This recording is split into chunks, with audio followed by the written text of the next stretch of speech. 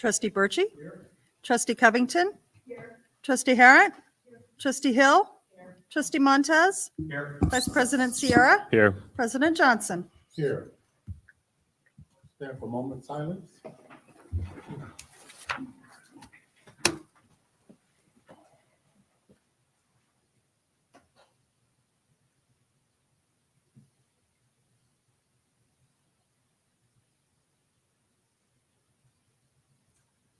I pledge allegiance To the flag of the United States of America and to the republic for which it stands, one nation, under God, indivisible, with liberty and justice for all.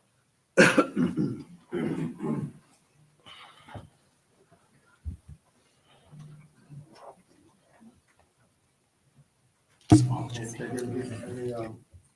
motion to approve the minutes of October 2nd?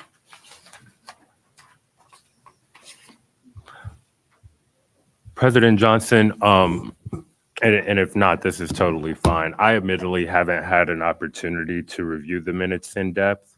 And I think considering the significant level of conversation that occurred, I'd appreciate if we could defer the approval of the minutes until the next regularly scheduled board meeting. So I'd move for or do I have to make a motion to table these until the next meeting? I do. So I'd make a motion to table these until the next regularly scheduled board meeting. Can we make a comment? All right, I'm going to vote in favor of this motion, but I do want to say this. I have no idea why we have verbatim minutes. Mm-hmm. And and I say that not because, I mean, it was a difficult discussion at the last meeting without question. But we've had other times when we've had difficult discussions, and I don't, I'm sorry, I haven't turned my microphone on. But there have been other times when we've had very difficult discussions. I've served on a lot of boards in my life, I think as other people up here have as well, and I have never been involved in an organization where we had verbatim minutes, and they call them minutes for a reason. They call it a transcript if it was verbatim. So I would not vote to approve these minutes under probably any set of circumstances, because I just think they're an inappropriate expression of what minutes are supposed to be. But having said that, I'll vote for the motion to table. So, Tim, I appreciate that because that was one of my larger concerns. Although I did briefly look at them, never have I seen, except for in the DEIA committee meeting where we have done verbatim minutes. And even in the DEIA committee, if you recall, that was a concern, having verbatim minutes. So that definitely plays into one of the reasons why I want to table this. I'm just a little bit confused. If they're verbatim, they're exactly what was said. So I don't know what we're going to review. I mean, I watched the video over and it appeared to me they're verbatim. So, I mean, our minutes are our minutes, right? I don't understand your question. Well, I'm saying that they are verbatim. So we were all here, we all listened to the minutes. And if they're verbatim, they're actually, I mean, it was what was said. It wasn't like it was the secretary's opinion of what was said, like if it was a condensed version. It's actually what was said. So I guess I'm not crazy about tabling because I just don't see it. I guess maybe, do you think there might be errors? Is that what you're saying? No, so that was Tim's concern. I just agreed that that was a concern that I had while looking over them generally. My initial comment was that we table them so I can have more time to actually ensure what was said is what's listed. Okay.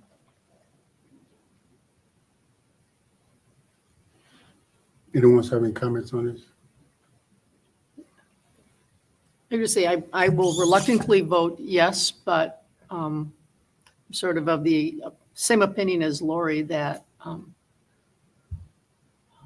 it was a very difficult conversation, and based on past experience, when things are summarized, then they're challenged. So I think they were just trying to do due diligence to make sure that it was representative of the meeting. So I agree that it usually doesn't happen and all that, but I think, I don't know what's to be accomplished are the unless meetings- unless we're going to ask for a summary only to come back. Otherwise, what is there to come back? I don't know. I'm trying to find out.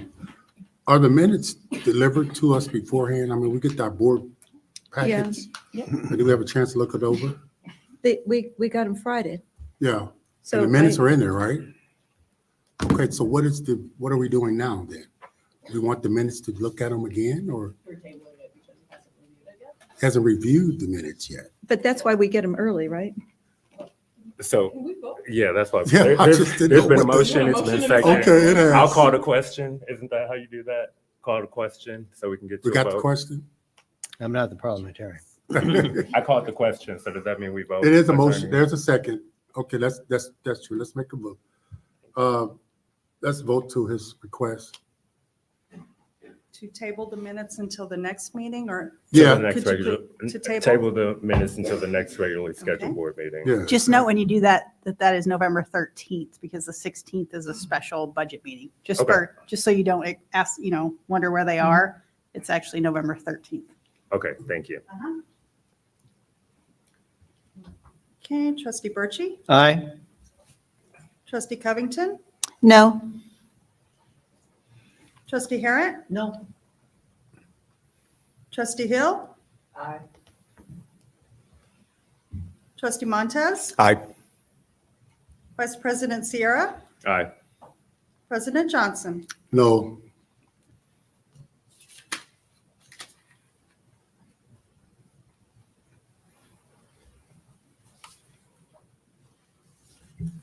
Motion carries.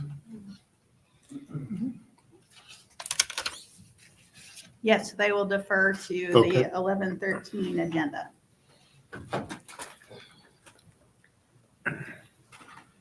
All right. I just want to make one comment though. When we get our minutes, as we have done, I guess in the past, I'm going back on my own years. I've been on this board, but the reason why we get them so early so that we can go over the materials and see what, if there's any problems or anything, then, or if there was a problem, then I would have gotten a call from someone, from any trustee. My phone is always open. My door is always open. So if there's any questions in the future, please give me a call ahead of time, and then we can resolve any questions or any issues that we may have with the minutes. But we do give them for that reason. And I had looked over them to approve this agenda. So just to make that we can have a good smooth board moving on. Okay. So we're going to approve those minutes October 2nd on the 13th, is it November? All right, staff reports. Just quickly, I want to thank everybody who has participated in Zootober events already. It has been an amazing month for Peoria Zoo and for the Peoria Park District. It has been an absolute honor to be a part of the team that has helped to facilitate these events. There is one more weekend of opportunity for the community and for you to check out the zoo this coming Friday and Saturday from 6 to 9 p.m. This weekend, actually, ticket prices are $5 a person. So our goal is to get as many people through as possible to see everything and to continue the excitement and make them anticipate Luthi Lights, which is coming in December. This is that interesting time of year where we are planning budget presentation and thinking about jack-o'-lanterns and holiday lights all at the same time. So it's a very interesting time to be at the Park District. So I appreciate everybody's energy and commitment to trying to put our best foot forward for the Park District. I also want to note that, and I do have an inquiry for all of you, as referenced in our prior meeting, I was contacted by Preston Jackson's, I'm not sure what her title is, but she's lovely, Joy Kessler, who works and has been my primary contact in working with Mr. Jackson. And her request was to all of you to provide some feedback to Mr. Jackson about your focus for the Bradley Park artwork piece. He is working through the logistics of how the piece will work, and his next step is to start to identify those elements that will be included in the bronze relief. We did conduct a survey, as you recall, and you've seen the results of that. of local Native Americans and representatives of different indigenous peoples groups.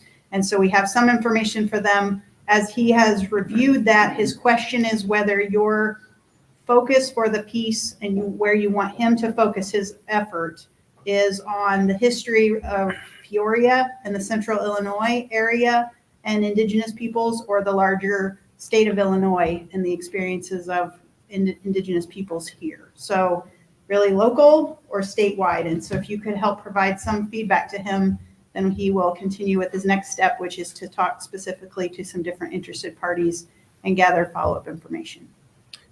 Does he, or is there any plans to meet with the group at all? Or is it just going to be, he goes through you and then he comes back to somebody else, or? His target would be to meet with a smaller group of people, representatives of that larger group. He has been a part of those larger meetings, but he'd like to ask more targeted, specific questions based upon survey results and some of the information that he has received to date. We can facilitate other things as he moves through, but his first goal next is to talk to people in groups of ones and twos. Okay, so, I know Michael Wyatt was mentioned in that, and then the current Peoria chief. What are they recommending? I mean, if you go down to Kaskaskia, they focus on Kaskaskia as the center of that particular piece, and I think that the relief that he built represents Kaskaskia. And it seems like something like that for Peoria, and what relates to this particular area would be the focus. I guess that is my preference too, that it be our area, because we have a rich history here with Native community. And I think Michael Wyatt has done enough research in this area. I mean, he can drive down the road and he can say, there's a mound, there's a mound. Sure. That was a mound. He can stand on a high point and say, there's a mound way over there. That he is familiar with, he's done enough of the anthropology in this area that he's familiar with the times, and he can take you up through layers of ground and say this was their custom over these particular years. And so, and you can probably take that and relate it to the kind of items that go on that relief. Okay, so I just want to make sure there is consensus. I agree with where your brains are, but I think he wanted to hear from you as his client, what your preference was, and then he will work with those different parties to gather information specific to that. So he would tailor his interviews with them specific to this area or the larger state. So I'm hearing this local area. Is that consensus around the horseshoe? Yes. Awesome. Thank you. I will pass that on. I have one question to the Bradley statue. Are we having conversations with Chief Harper specifically, or a member of his staff, or are we having any conversations with Chief Harper? So actually, as a result of our collaboration with the Peoria Riverfront Museum, we are working to have, and both Joy and Mr. Jackson were able to meet with Chief Harper when he came to visit the Riverfront Museum. So they have built a connection and a relationship there. So he will be talking directly with Chief Harper and gathering input from him. Yes. Thank you. Uh-huh. Some of us were able to meet him too. I met him, and Tim met him, and Joyce met him. We went to the reception at the Riverfront, and he was there. He was very, very, Very open. yeah. Very nice. Okay. Staff reports. Chief of Police. Oh, can I just say one thing? And that's it, Robert, I apologize. I want to tell you, Zootopia was fun. And I really didn't have any idea what to expect when I got there, but my hat's off to you guys, you and your staff. It was just a lot of fun. It was cool. The concepts were fun. All the actors out there were fun. Everybody was engaging, and the vibe was, I just thought, really cool. So Well done. Thank you so much. I was remiss, and I should have also reminded everyone that on Saturday night, in addition to Zootober, we also are offering haunted hallways at Proctor Center. So both of those fun Halloween events are happening at the same time. So you could probably make it to both if you were so efficient in your planning. But they are both really, really fun opportunities, and they're very family friendly. I think that's the piece of this, right? Is that this is classic Halloween. We had some people post, "Oh, I think it's scary. Is it scary?" And the answer is no, right? But it's a ton of fun, and everything that we thought made sense in this park looks like it was purchased and placed for Peoria Zoo. The way it fits into those spaces, it's found its home. It was amazing, just amazing, yeah. Thank I had you. somebody think ask me who we hired to Yeah. put that whole thing.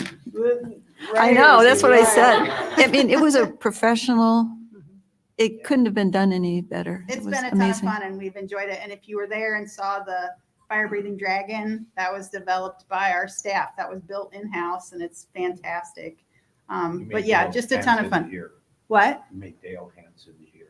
I know, he's so excited, right? And yeah, it's really, really great. And I do want to, just so that you are all able to know this as well, if anyone were to ask, I have had, I think 2 contact us folks who've reached out and asked about, they missed the drive-in opportunity just because of special needs, or I know we had a long-term care facility that came every night with a different group of folks in the bus. And so we do recognize that challenge. And I've already started conversations with Katie Van Cleve and Hisra to assess the facility and figure out how we can have that version of, like we used to have the access day at March Madness, what that looks like for this event, if we can extend that to a Thursday night or a Sunday night and be able to help with some transportation assistance to get folks through so that everybody can have that experience. So should you get that question, or somebody says, well, it was so nice to drive, we are trying to figure out how to make that happen for people at Peoria Zoo so that everybody can experience the fun. Good. I was going to wait, but thanks, trustee. I was going to say something about that at another part of the meeting, but since you brought it, it was great. We did go, and the grandkids really got a, I mean, they're still talking about it. And then neighborhood kids that had an opportunity to go also was made available to them. But I would have to say, though, and as I told you, and the staff that was there, that was just incredible. It really was. You guys really did a fantastic job. But just to see the look on the children's faces. That was the best part. That was the things that they did. But Pure Park District did a great job. I mean, the staff, but I looked at what you did before this, though. So people, they don't share the behind the scenes things that you guys do. And that was a lot of work each of you did, and take out your time, your passion to be there and all day and all night and still continue with the Park District business. But that's great. I mean, I know you guys do that on the riverfront a lot. From time that you go from one event to the other event to the other event. But the public don't see that. But I just want you guys to know we do. And we do appreciate the work that you've done. Each and every one of you take away from your own home. And I saw you there with your family, still working, Becky. You were there, and the kids, but my grandkids said, and it was, I think, 11 of them that I had to bring, and 4 great-grand. I had one little troubleshooter, too. I had to watch him. But it was one a in great every event. crowd. Yeah, it is. Only one. Yeah, he's the great. So I gave him a pass because he didn't come up under all the teaching that he should have been. But that's another story. But it was a great job. You guys did a fantastic job. Just wanted to let you know that. And Mr. Birchie, thank you for bringing that forward. Alrighty. Chief, I'm sorry. Good evening. You have September's police activity report before you. I'd be more than happy to take some questions or make any comments on it. Chief, there are 2 items that I'd like you to address. One is Glen Oak Park, September 11th, mob action, unknown suspects pepper sprayed, unknown suspects threatened patron. And then the one about at Kellogg, I think it was an airsoft gun that was used. patron was shot airsoft gun by a juvenile suspect. So could you describe what occurred in those two instances? The Glen Park one was just a situation where there was a dispute between some patrons, and that was about really the nuts and bolts of that. And we wanted to document that there was some sort of disturbance between these parties, and they dispersed. The air. Parties that had come together, or the parties that met there? I mean, I believe, if memory serves, it was two separate parties that just clashed and that dispersed with no injuries or any fighting going on. But it was a matter of some threatening that we wanted to document that. The Kellogg one was again some golfers that got into a dispute with each other, and one party was juveniles, the other party was an adult. During the course of the investigation, it was determined that one of the juveniles had struck the other adult male out in the parking lot with an airsoft gun. We were able to track that situation down, identify the juvenile offender. The adult did not want to pursue any criminal charges in state court, but we did take enforcement action as a park ordinance for his behavior on our property. so you're saying we're prosecuting the child? We are going to pursue that in ordinance court. Yes. And help me out, and this, I guess, maybe I should know, what's an airsoft gun? Those are those newer air propelled BB little plastic deals, and it struck him with no serious injury whatsoever. But it was the insulting behavior that we were tracking that down. Okay, thank you. But it could be dangerous. Could be. Yeah, I mean, if it's an eye or something like that. And we took it serious enough to go, Yeah. we needed to find out who that was. Chief, are we prepared? We have a lot of cases now of mental health individuals. We have some mental health issues. They really do. How are we? I know at some point in time we're going to come across that. As I saw that you have here one already. What do we do in cases like that? We are, Mental health yeah. people or individuals. We're not looking to see these cases come through. We've been experiencing them for a long time. Mhm. And it is an issue that is surfaced, not only for us, but for the city and the county and the state and nationwide. So we are experiencing those often. What we do is we arrive and we have training to be one of those first responders, those initial, how can I put it, assessment. We do an assessment to see what are we dealing with here. And then when we get in evidence of this is a mental health issue or someone's in crisis, then we reach out to our partners, which is basically the hospitals and or the ambulance or the fire department to come by and assist with getting that person or persons to treatment, which is a lot of times back to the hospital. Is ERS still available? Yes. Do we use them? Yes. Okay. I was just wondering if our police officers had some assistance. It is part of That's our, kind of- it's part of our state mandated training that we have regular, coursework on the internet and what have you. And if there's ever an opportunity to send the officers to training at the local MTU, which is at ICC, which is our hub for police training, I look to them to go to that training as well. So we do training on that, again, at the first responder level. Okay, good. I have a question about, was Newman Golf Course a stolen vehicle? And I wasn't clear Mhm. whether that you found a vehicle that was stolen that was in the Newman parking lot, or there was a vehicle stolen from the Newman parking lot. That was a recovered stolen vehicle at that case that was found during the course of another investigation, one of ours. So it was a matter of, we went to the scene at Newman. We're investigating that crime, and during that period of time, we come across this scooter, which was actually reported stolen at the city, And was it just abandoned there. abandoned there? Yeah. Oh. Needed a ride to play it around or? They needed a ride to go do their crime is what they did. So, Oh, okay. Thank you. my pleasure.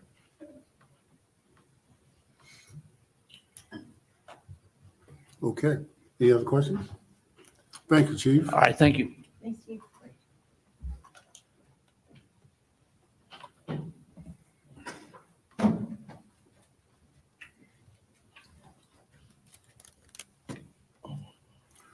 Okay, now,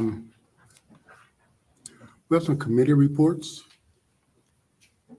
And the Finance Committee, council approval of the accounts payable. Yeah, thank you, Mr. President. The Finance Committee met before the board meeting tonight.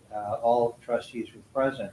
During that meeting, the Finance Committee reviewed and asked questions about the payables ledger accounts that were recommended for payment by staff, and we also reviewed the credit card items shown in our agenda materials. And again, after consideration, a motion was passed to recommend to the full board that these items be approved for payment. And so for that reason, as chair of the Finance Committee, I make a motion that the accounts payable and card items shown in the agenda materials for this meeting and in the Finance Committee meeting be approved for payment. Second. Question? Roll call. Trustee Burchey, Aye. trustee Covington, Aye. trustee Harrod, Aye. trustee Hill, Aye. trustee Montez, Aye. vice president Sierra, Aye. president Johnson. Aye. Okay, under new business, before we start, I want to read a letter coming from the Park District and the staff, and our staff concerning the incident at our last board meeting with the NAACP. And I want to read this aloud so that everyone can know and understand what our position is and that and our relationship with the NAACP. In response to correspondence received from the Peoria branch of the NAACP last week, the Peoria Park District expresses regret that comments made as part of the Board of Trustees meeting on Wednesday, October 2nd, raised concerns from the NAACP. It was not the intent of the district or any of its representatives to in any way assert that the NAACP is a political party. Further, the commentary was not meant to suggest that Juneteenth is a political event. The Peoria Park District sincerely values the productive partnership that it has with the local branch of the NAACP and expresses appreciation to its leaders who have given of their time to support district efforts as part of its commitment to diversity, equity, inclusion, and accessibility. The district and its leadership look forward to continuing to partner to actively work to make Peoria a great place to live for all of us. Peoria is our home for all of us, and we want to make it a great place for all of us to live. Thank you.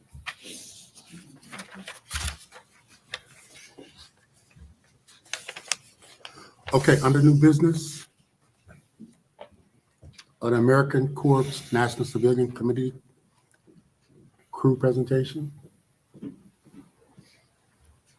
Hi, can you all hear me? Well, we had hoped to have our AmeriCorps crew here today to speak to you all and give you this update, but they have been deployed to go help with relief efforts from Hurricane Helene. So we'll get into that here in a little bit. But just so you know, AmeriCorps is a national service organization or agency, and the the NCCC portion of it is the National Civilian Community Corps. So we had applied as the Peoria Park District to sponsor a project with an AmeriCorps team in the fall of 2024. And this process started months and months ago, way back in February. We did an initial application, and then were invited to apply for a second round after they read our initial sponsor application. And so I'm going to go back a little bit here. Yeah. So we were notified in July that we would be receiving an NCCC team. So AmeriCorps NCCC, if you want to go back just a little bit here. There you go. So what AmeriCorps is it's a national service organization, and it is a group of young people ages 18 to 26. What these folks do is they sign up for an 11-month term of service, and they rotate through several different projects during that time frame. There are several different areas of focus for AmeriCorps. They focus on things like infrastructure improvement, urban and rural development, disaster relief, and energy conservation. So when the Peoria Park District applied for our project here, we called our project Conservation and Community Building. So the idea was that these folks would come to work in the Peoria Park District for an 8-week term, 40 hours a week, and they would be doing things with like Nick Conrad's team, helping with special events, helping with conservation projects in our nature preserves, doing ecological restoration, as well as some other maintenance projects and special programs with the Peoria Park District. So during this application process, our commitment as a park district in order to get this team was to provide them with housing, which they did stay at the Tawny Oaks residence, and to provide training for them to be able to do their tasks, and then also to have some contingency plans for weather or light duty tasks for the team members. So that was kind of our commitment on the end of it. It did take some staff work and coordinating, but this team of people came to work for us and provide us with many hours of labor at no cost to us. So you can go ahead and switch. So I'd like you to virtually meet our NCCC team here. So this is the Oak 3 team, and I know it's a little bit hard for you to see here, but the folks standing up in the back row, we've got Craig, Leah, and Alexander, who was our team lead. And then in the bottom row, we've got Tavine, Mariah, Eric, and Alyssa. So these folks were from all across the country. There was a few from Maryland, Colorado, a couple from Wisconsin. So they were from all across the country, and they all had different motivations for why they wanted to do a year of service with AmeriCorps. So some of them were post-high school looking for, job training. Some of them were post-college. Some of them were taking a gap year.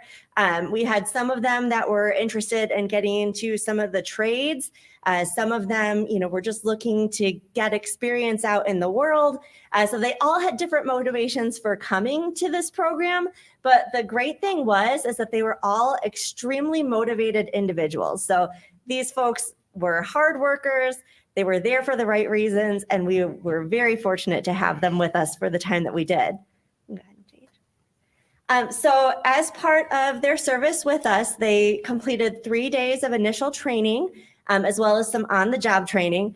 So during those 3 days, which would have been September 16th through the 18th, they did chainsaw training with our forestry crew, which, by the way, the team members were extremely appreciative of the work of our forestry crew. They said it was the most professional training that they had received during their time on that topic. So kudos to them. We also did herbicide training with them. So the state of Illinois has a new program where you can train volunteers to use herbicide, and they get like a provisional license. So this team was able to complete that training and receive their licenses to use that.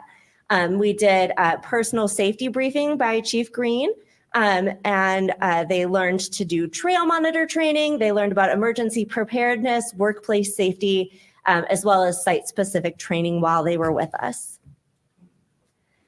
So during their time with us, so we had them from September 12th all the way up through the beginning of October. And during that time, they accomplished a lot for us. So they helped with the Oktoberfest, setting up and tearing down. They did maintenance outside of the Peoria Playhouse. They helped with the Illinois River Sweep, picking up litter. They did ecological restoration, so brush cutting and seed collection out at Singing Woods and Robinson Park. Trail maintenance, they helped move furniture in and out of the Trailhead Nature Store. They helped with the fine art fair. They helped with setting up all of the skeletons and stuff at the Zootober events, and more. They helped with things like splitting firewood. We had one day where it rained and they helped with maintenance at Camp Wakanda. They sorted all the Halloween decorations over at the big warehouse. And we also gave them some time to do some educational opportunities while they were with us in addition to their training. So they got to go see Luthi Botanic Garden. They got to go to Giant Oak Park. And they also got to interface with other volunteers during public restoration work days, which was a nice way for them to touch base with the community. As a part of their AmeriCorps service, they are required to do additional service hours beyond what hours they are signed up for with their project. So in addition to the things that they did with us, they also went out into the community during their time that they were here and volunteered for other things. And then part of their service is also outreach. So speaking to other people about the work that AmeriCorps does. So that was one of the ways that they were able to interface with other people during their time with us. So here's just a couple photos of them doing their work. So the one on the left is when we were at Singing Woods. We had done a site tour. They got to see the hill prairie there. And then on the right, we have volunteer Eric splitting some wood at Camp Wakanda, which was exceedingly helpful. So we got a lot of wood split that day.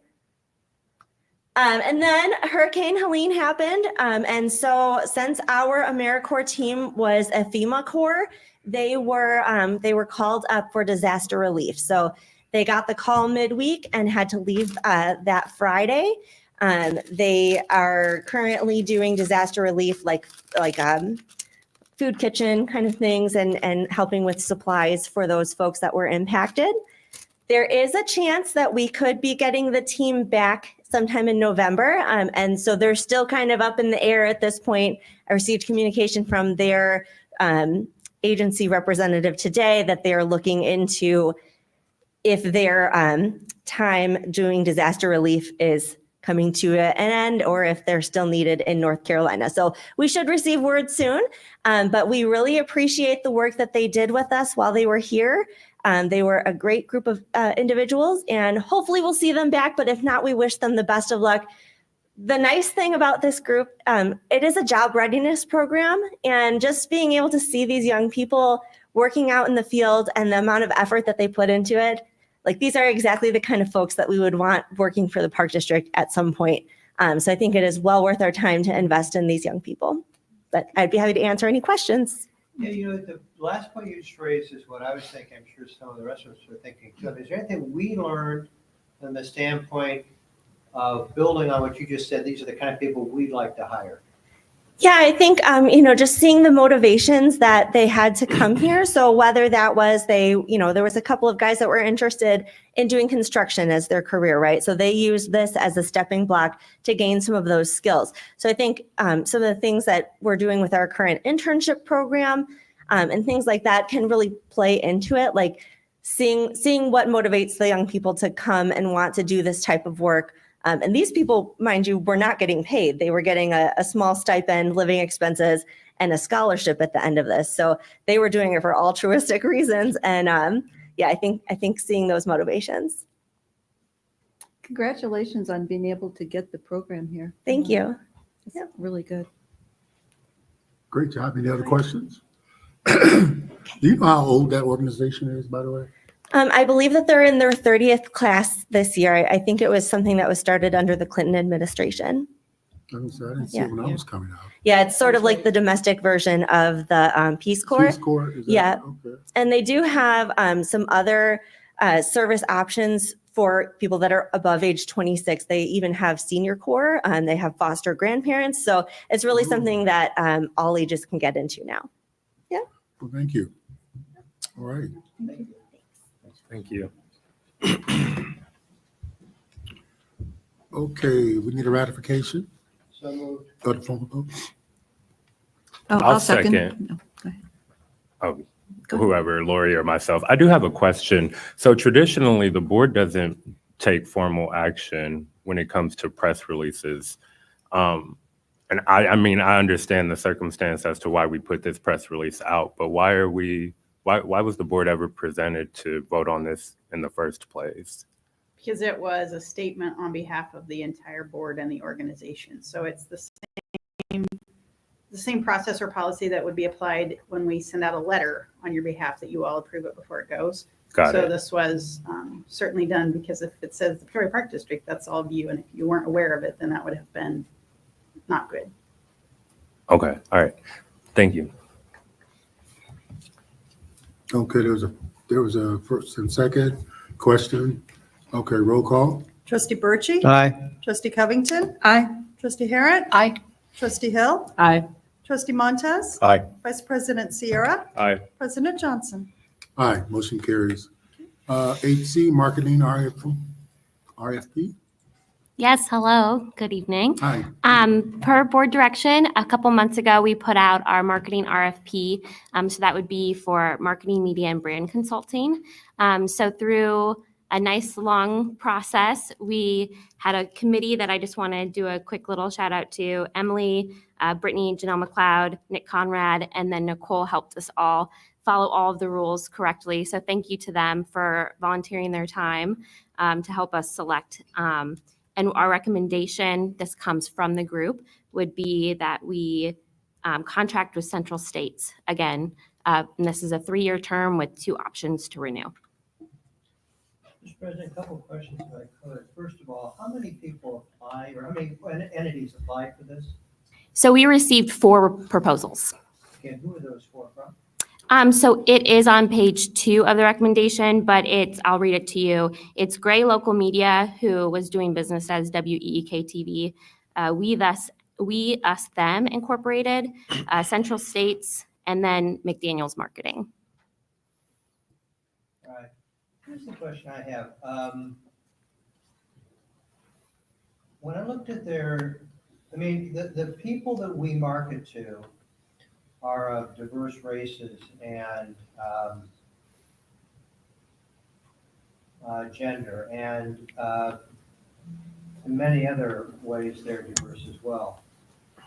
This organization, whom I know we've worked with before, has a total of, I believe, 32 employees, 31 of which are white and 1 of which identifies as a Native American. When you market, And I'm not a marketer, but, I hear a lot about marketing and it seems to me that what's important is that the marketers understand the cultural values and that they understand the communities that they're marketing to. And the concern that I have here, again, understanding that we've worked with these folks in the past, but isn't this a weakness when they have no African-American employees, no Hispanic employees, and yet we are marketing ourselves to these communities? So I can't speak to their hiring initiatives or what their staff looks like. They definitely understand our commitment to DEIA, and they are also committed to that. They have reached out to us as a resource because they know some of the great work we do in that space. They promote all of their jobs to the same very inclusive long list that we promote our hiring opportunities to. So not to validate that, because that's a very big concern, but I just want to highlight that everything we do, like internally or with Central States, we do in a very inclusive way. So I don't pretend to know the different people that all of the programmers want to reach out to. So I think that's a very key part of that process is to work with the staffers at the facility to help identify the patrons that are coming to visit and how they best reach and communicate with them, because they're the ones interacting with them on a daily basis when they come to a facility. So not to underscore everything that you said, but I want to highlight the fact that everything we do in our office is from a very inclusive standpoint, and we definitely work as a team amongst all the strengths and personalities and diversity that we have in the district. Yeah, and Jenny, I appreciate what you're saying, and I believe that that is the philosophy without any question. I guess what worries me is that in marketing, it's so important to understand the community that you're marketing to, and what I see on paper makes me wonder whether this is a strength that they might be missing that they would bring to us in our marketing. And I don't know if, I asked you about the other, I missed that one before, I looked for it and I missed it. But I mean, I don't know if the other companies had more strengths in that regard, but I want to make clear, I'm talking about is marketing strengths, a sensitivity to the communities they're marketing to better understand what type of presentation, pitch, whatever you want to call it, would most resonate with those communities. And that's what I'm talking about. Well, I have to say, again, I'm a little bit disappointed, but maybe that's just the market that we have here for people that want to do this kind of work. I don't know. I wish it was different. Well, my question would be, did we have our marketing team, was our marketing team of a diverse nature? I mean, the interview team. Yes, so it was composed of Emily, Nick Conrad, myself, Janelle McLeod from Proctor, and Brittany I'm sorry, Moldenhauer. who again? Janelle from Proctor, and then Okay. Brittany Moldenhauer from our marketing department. So those were the five of us. We kind of picked. Sorry, talking more to the mic now, because Emily, Brittany, and I work closely with Central States, but then we also picked Nick and Janelle because they do a lot of work with Central States as well. Sometimes more than some of our other departments do. So they kind of know the ins and outs of what we're looking for. So the five of us were the committee. Was this a blind scoring process? So when we first received the RFPs, so we had a list of criteria in the RFP that ranked them and gave them scores based on those different things. And so those were in the recommendation that we had. Proponent profile, approach to performing the scope of work, references, commitment to diversity, and proposed cost. And so we all individually at the same time got all of the proposals from Nicole, and then we all ranked them individually. And then she took the scores, and then we came back and saw, and the top two ranked ones are the ones that we as a collective decided that we wanted to move forward with the interview process.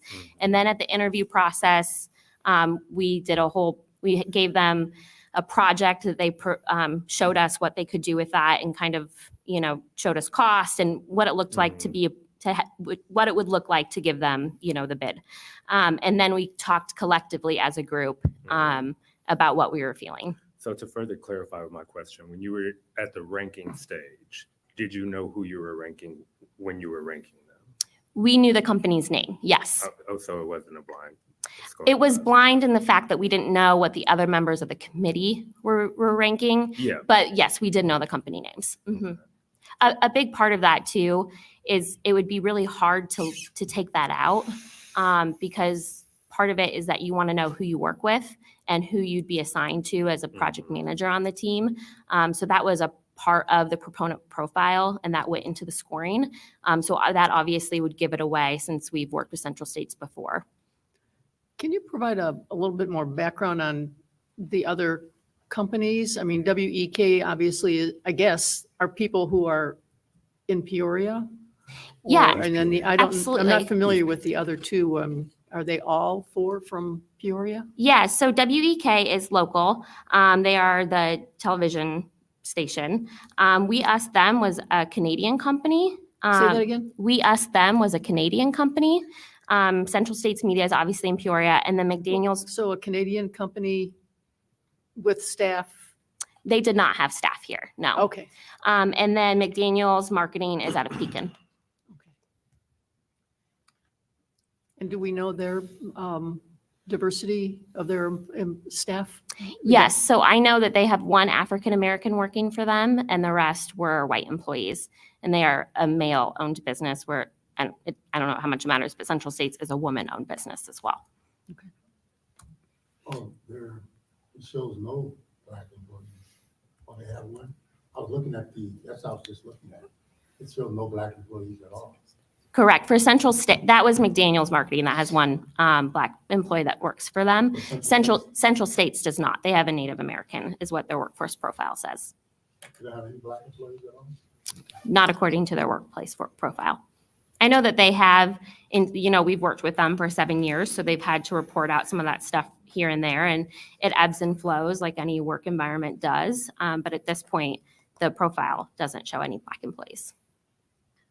Did I understand you correct? I'm sorry, Steve. Did I understand you correctly that 4 out of 6 of the scores were already have familiar relationships with CMS.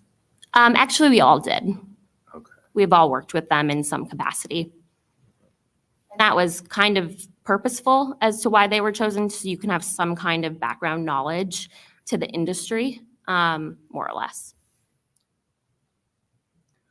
Was the fee part of the ranking, what the cost of the service, was that part of the ranking also? Correct. That was part of out of the 100 points, that was part of it.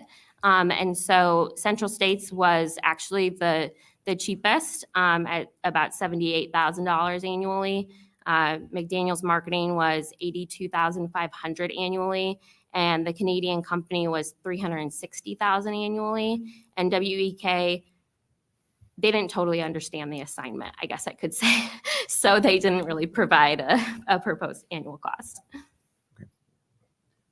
Do we think there's a reason why some of these other marketing companies in Peoria, because I look at Simantel and others that might be in our area, would not have provided a?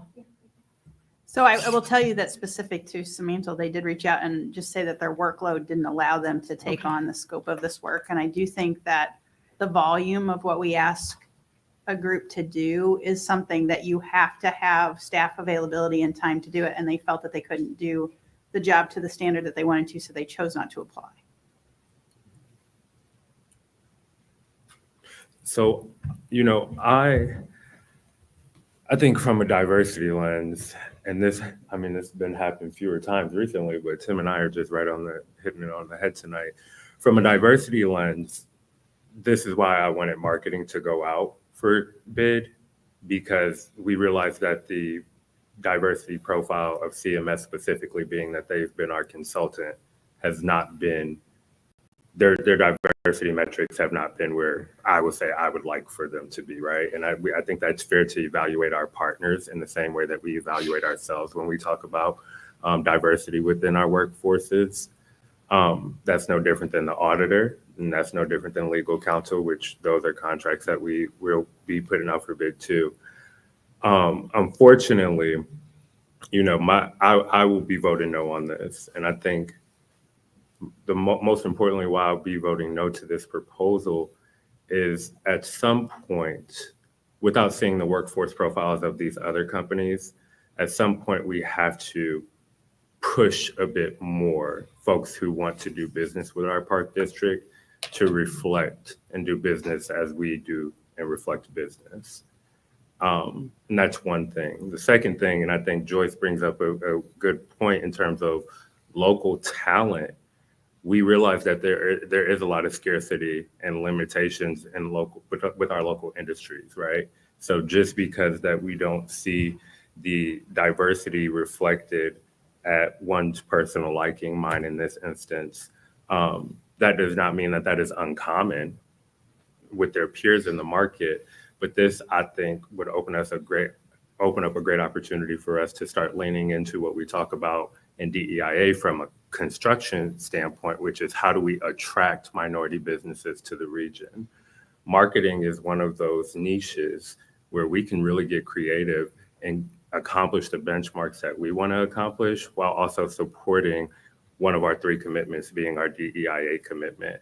And for that reason, I'll be voting no, because I think that this is one of the very few areas where we can actually approve our minority diversity in the immediate. I guess go ahead. Can you sort of explain that more? Because no other companies, are you saying there should have been other companies that the application was sent to? So that you might have or know about, or that the staff could do research to find out about more companies that are more minority representation to do the process again? Or I'm not certain what you mean, because we don't have what you're saying in this pool. And I don't know how you, especially in the timeframes we're talking about, do that. So I just need more thought about that. Well, I think as it pertains to the marketing RFP, when we had our annual retreat, it was most clear that we'll take on marketing because this was the least sensitive third-party contracted service that we will need. So when it comes to timeline sensitivity, I think that honestly, if a majority of the board felt so inclined to put this back out, we could afford to push out a bid to further do due diligence. That's just my perspective. Some people may disagree with that. Number two, to the attraction point, you make a great point that this also has been sent to a good pool of people, but who's to say that this pool is exhaustive? And for that reason, knowing that there are plenty of fish in the sea, potentially more than what we see on this list, I'm confident that maybe with some more due diligence, we can expand that sea, expand that pool, maybe even reach up, in further demographics and communities that we don't traditionally reach up in or into. But knowing all of that, knowing that this is, again, a niche where I think that we can increase more diversity and push more business to minority companies, I think we could do that. So that I'm not convinced, but that's not to say that the staff has not done their fair share and has not, of course, pushed it out to the people that they have pushed it out to. So I hope that makes sense, and that my two points are that I think that we have a strong opportunity to increase the diversity with the potential contractor to support these efforts. And two, that starts with potentially opening up our traditional pool to a wider net.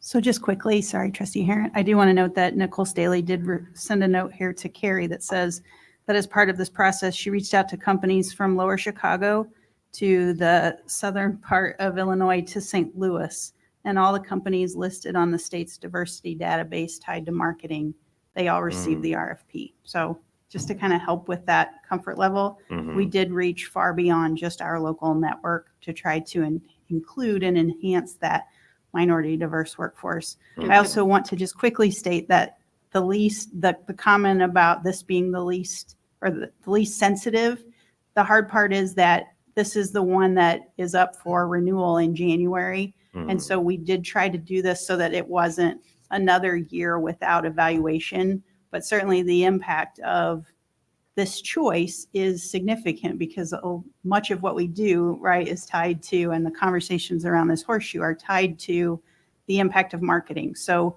being able to have someone, whether it's Central States or someone else, start so that they are prepared when we launch into our busy season is absolutely essential if we are able to continue marketing at the levels that we are. And I'll just Thank end you. on, I'm sorry, Tim, I'll end on that multiple things can be true, right? So everything that you just mentioned, I'm sure is certainly true. And the narrative that we have an opportunity to increase diversity is absolutely true as well. Here's the comment I was going to make. We are seeing eye to eye on a number of things tonight, but maybe not on the vote. And let me explain why. I understand that in the marketing business, apparently, they don't see diversity as important as we do. But again, as I say, to me, understanding how to market to diverse communities, especially one like Peoria, is essential. And I just don't think you can do it as effectively with an all-white staff as you could with a more diverse staff. So I'm really disappointed, but apparently that's the market. But I want to point out to everybody page 11 of 11 in this packet. And this gives us an opportunity, Alex, to address something that we have pushed for in the DEI committee. And that is that they've committed to examine all job classifications to determine if minority persons or women are underutilized, and will take appropriate affirmative action to rectify any underutilization pursuant to the Illinois Administrative Code. In my mind, they've committed, so they initialed it. This should be part of their contract. And we should hold them to this and say, after 6 months, I'll pick 6 months, maybe it's 8 months, maybe it's 4 months, maybe it's a year. They should say to us, here's what we've done to meet the commitment we made to you in regard to diversity. So I will vote in favor of this, but only under the understanding that we will take specific action to make sure that they live up to this commitment they've made to us and that they understand that, as far as we're concerned, this is part of the contract. That's a good This is not the first time that we brought this to you, about minorities in their firm. Now, they have had ample enough time to address this issue. And I talked to you about this before. And I have some concerns about that they still don't have any, and this is years ago that we talked to them about this. So I can't support this. I can't. I mean, I believe in good faith. I believe in helping out, but Microphone. everybody keeps talking about cultural. Now, we did get even with SoFest, I got a in-depth call from when they were going to go and do our when they were doing the videos for us. It was really bland. You can tell that it was not culturally sensitive when that went out, and it wasn't. So I do have a serious problem because we talk with them, and like I said, I'm getting tired of continuing these type of conversations. Yeah, it's putting us in a fix, but something has got to give. I know there's a lot of talented people here of other races that can work in their company if they're really that serious. So at this point, I can't. I know we need it, but something has to give. I can't support this because we have had conversations years ago about the same issue, and here today we're still here, and so I have some problems with that. So I have a question. I agree with the situation, but if we really push them with a legal document, I'm fine with it. But I mean, we have to follow up and make sure that they, well, I mean, if they're signing off on it, that's part of the deal, right? Isn't that that's what my understanding is, that they're going to agree that they're going to abide by this statement. I haven't seen their contract, but they committed to it here, and I would think this would be part of the contract. And perhaps the language should include what you were referencing. What's the what? How will they be doing that, and what are the timeframes and Pinning that it sort of down, thing? Yeah. And the expected outcome, that if it's not met, then there's some diminution of the payment or something, or not extended or whatever. I had a question. During these previous conversations, what was required of them? We said that we've had this conversation multiple times. What did the conversation entail other than just? Well, one of the things I was concerned that didn't have any Black employees.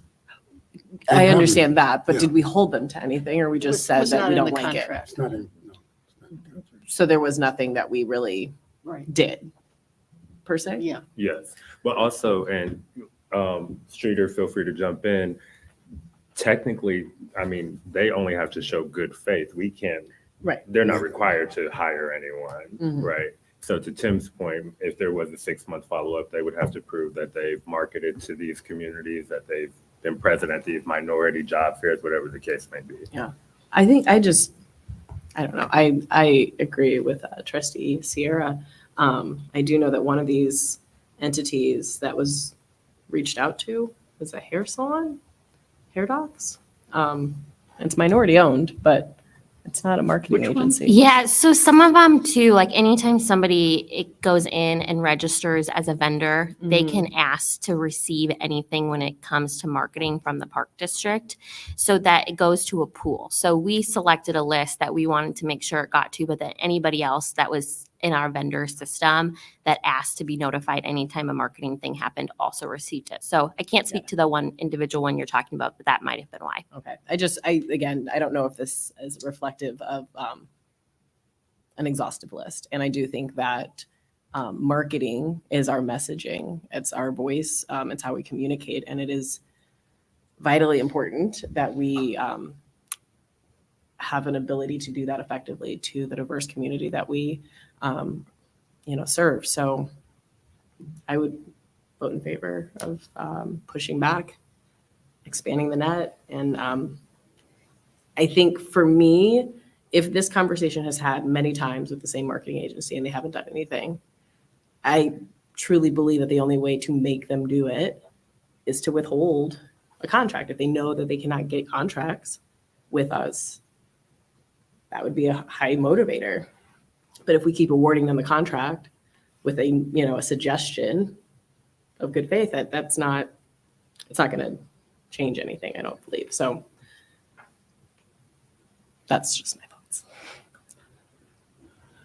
Brianna, do you have anything you would like to add to any of this? Sorry. Well, I do. I'm not sure if that conversation is appropriate at this time because I wasn't aware of this contract. I wasn't brought into that discussion. And so I don't want to comment on something that I'm not fully versed on at this time. I agree that marketing to our population and accurately representing the needs of our population is vital. It's a tricky thing for me to respond to in the moment.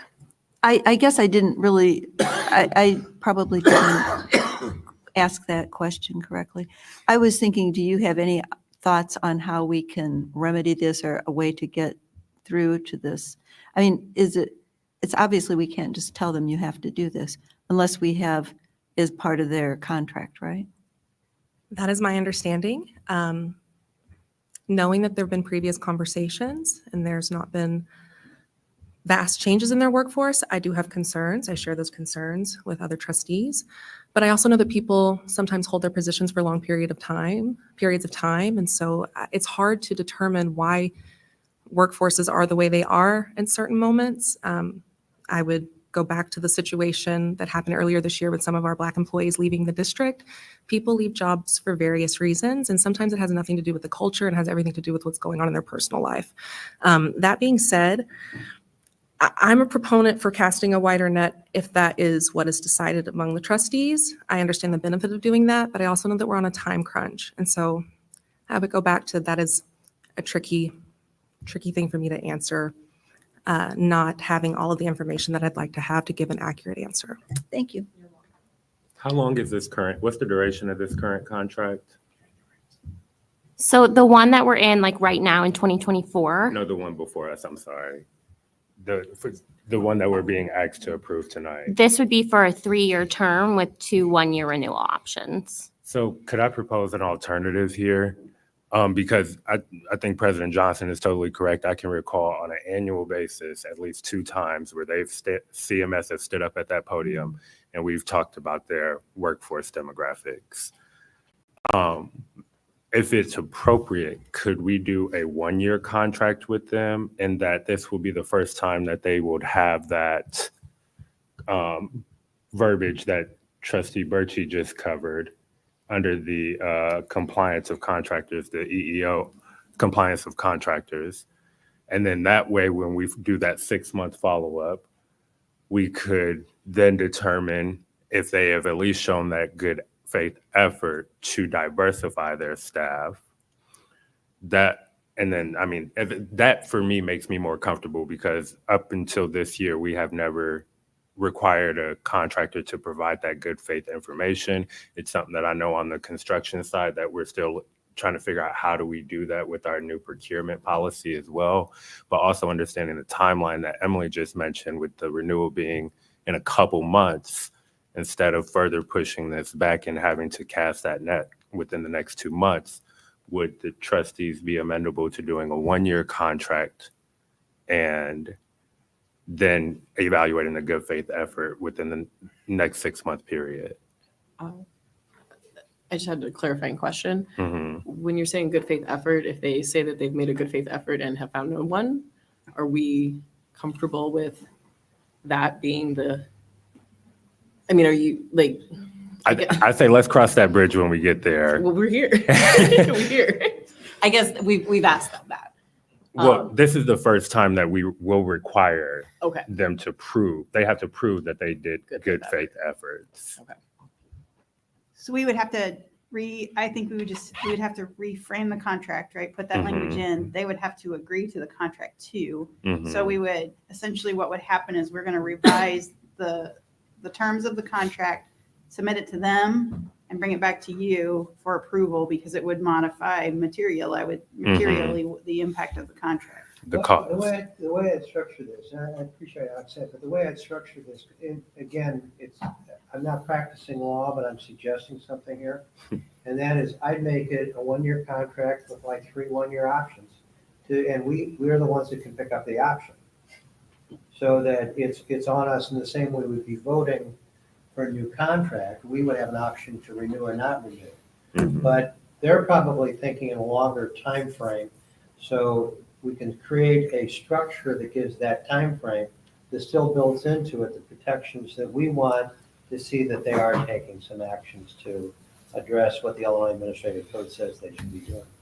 I think it would make sense if everybody's agreeable, if you approve for us to move forward with that whatever this term is that you decide, right? So if it's a 1-year with 3 options to renew with the language included, we would want to bring that back to you for ratification of that contract and make sure that Central States was still interested in the collaboration. I think and thank you, Trustee Sear, for bringing that solution up.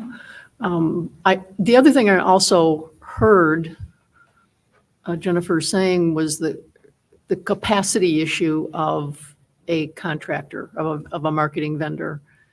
And I guess I would ask staff if there's a way to divide, not for this year, but to think about how the elements of the work might be divided up so that maybe if there's a minority company that couldn't take the whole elephant, but they could take part of the elephant, because of that capacity issue. So sort of like with the other contracts in the workforce area.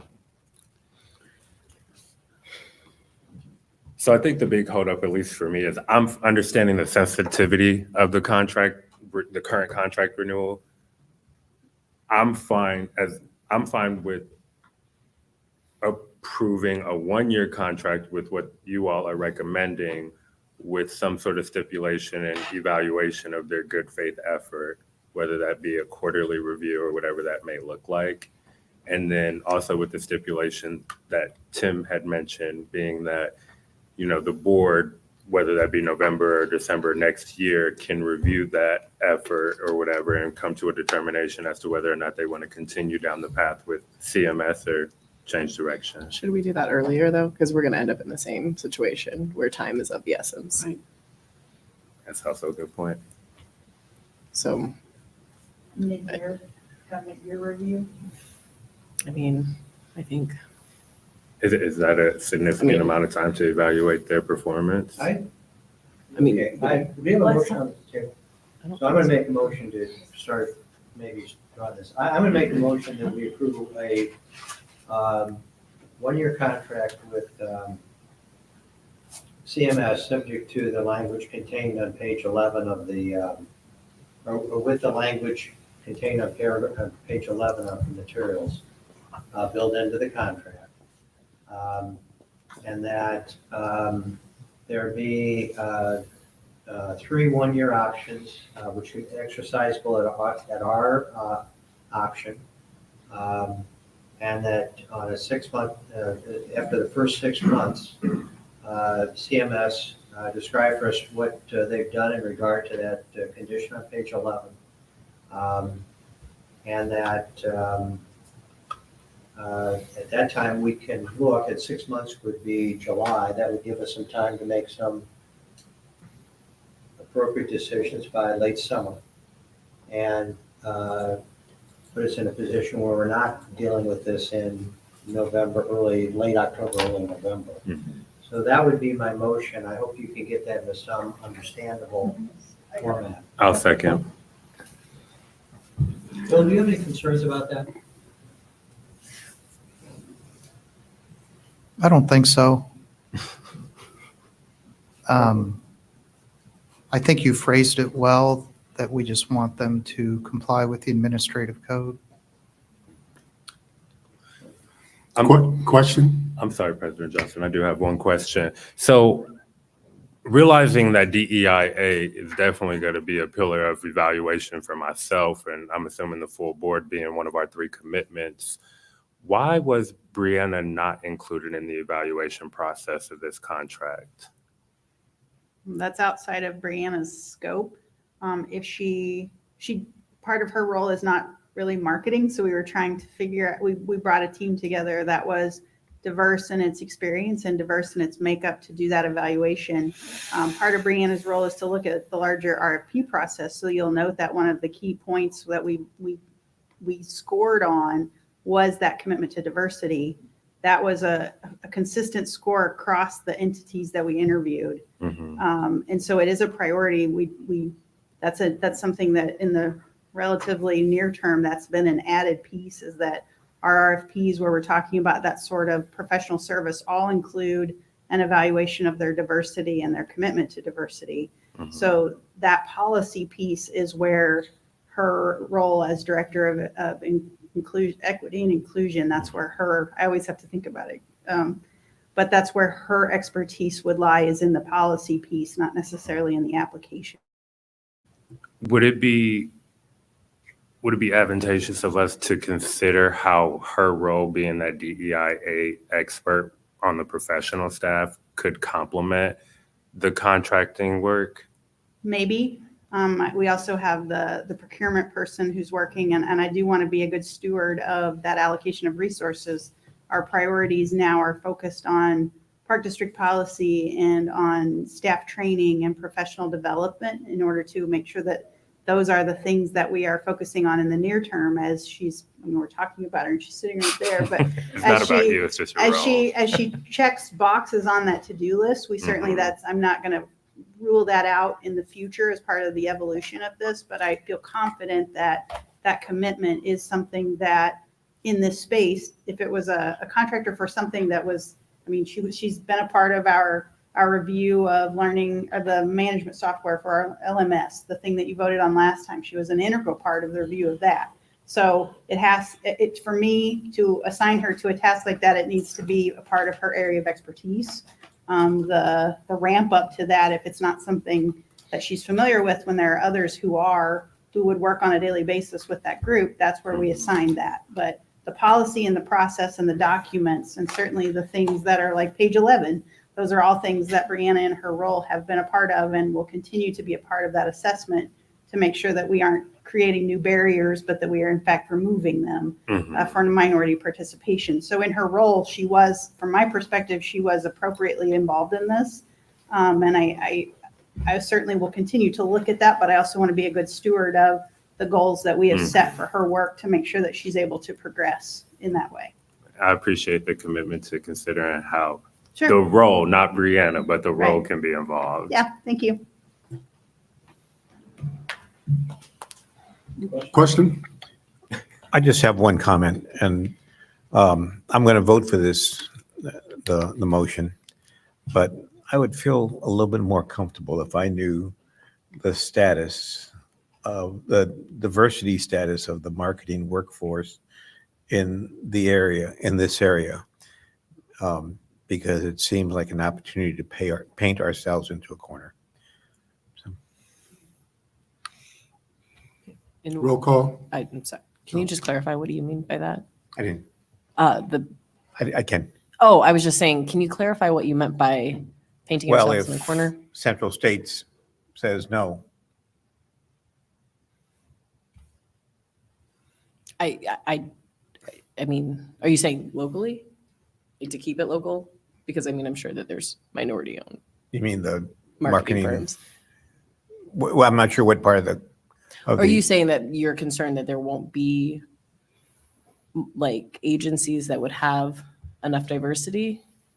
I'm just saying that if Central States Says no. they say they're not Then we don't have, amenable to the changes in the contract, we don't then have we enough time to find start another. over. Yeah. Well, the second choice, we would probably try to have a conversation with them, but they have the same minority workforce makeup. So Right. let's start this process and see where we get, but we'll come back to you. I appreciate that, Trustee Montez, a lot. And I will tell you that as we've gone through this process, when we did a search for a capital campaign marketing firm, and it was the same cast of characters with the same issue. So I think it's everybody has valuable points. I think we have to see what we can do. And that's the other part of it, is that then we go into the first year of the contract. And it's, what we're facing is a systemic problem, and we're just an itty bitty widget, and trying to figure out how we can Be a solution. leverage that to the best ability. Yeah, and it's not easy. And I absolutely agree that we should push. Yeah. It's, You know, Becky will remember, we went down this road before with a roofer, Proctor, some years ago. So this is not something new, but sometimes you just have to push. Sorry, just, otherwise we'd be in the same position. Okay, roll call. Trustee Birchey? Aye. Trustee Covington? Aye. Trustee Harrod? Aye. Trustee Hill? Aye. Trustee Montez? Aye. Vice President Sierra? Aye. President Johnson? Aye, motion carries.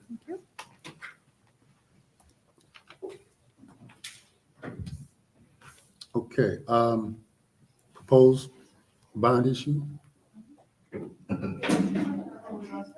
The proposed 2025 bond issue is before you.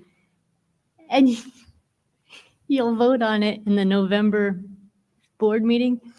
However, I'd like to do a recap of the 2024 projects and proposed 2025 ones. But our guy that runs the show just walked out.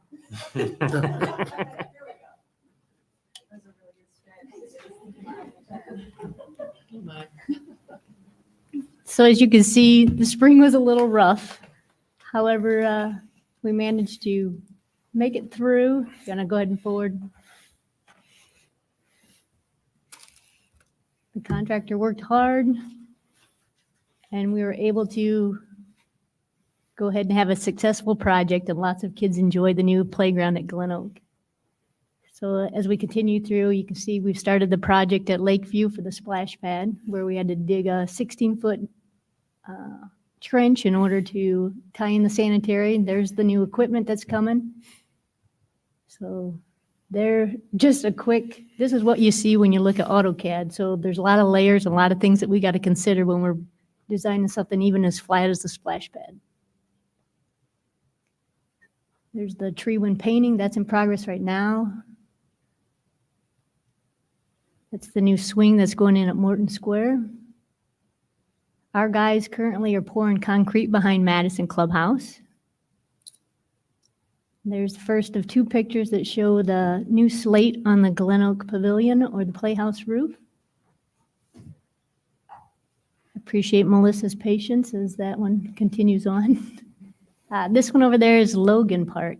So this is where we took out the old playground and we're putting in the new fitness equipment. And this is when we're working with the city on for the grant. This is a HISRA roof. This is part of the Glen Oak Pavilion, or Glen Oak Path around the lagoon. So this project was big enough, it took both contractor work as well as our crews to work on this one. This is the dumpster pad at Forest Park Nature Center. New play feature up in Upper Bradley Park. Proctor gym floor that was refinished, looks really nice. Road work out at Detweiler. Path work on the bike trail. Inlets at Detweiler. Part of the Logan renovation project, put in a new path. This is a new office out at Kellogg, which is where Greg will be since we started the renovation of the Golf Learning Center. This is the Riverplex gym floor that got refinished. Super nice. Charter Oak pickleball and tennis courts.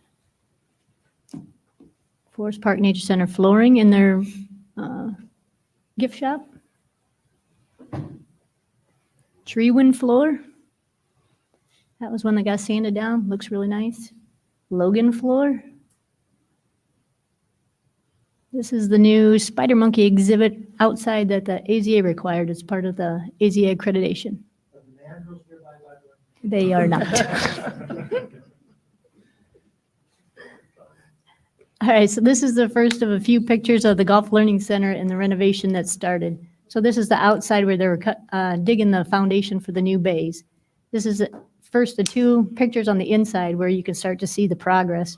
They cut out the floor, started putting the piping underneath, took out the wall that would separate where the nets were, the hitting nets, into the main lobby area. And then just wrap up some more 2024 capital projects. You can see there's paths going in at Gwynn, new water line at Detweiler, parking lot at Forest Park, asphalt work at Grandview, boardwalk standing at the zoo, Chartwell Park path improvements, Wakanda cabin improvements, and Morton Square Park ADA curb ramps. So quite a variety and quite a few projects. 2025 capital projects, I'll just highlight a few of them. Like this one is the zoo. We've been working with the zoo architect out of New Orleans to kind of refine the master plan and figure out exactly what we're going to focus on in this concept.